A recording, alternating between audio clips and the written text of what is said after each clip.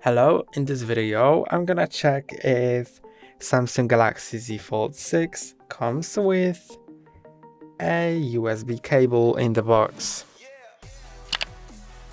Here is my Galaxy Z Fold 6 box and I'm gonna open it and see if there's a USB cable. That's a phone inside and there's nothing more under this phone on the bottom lid.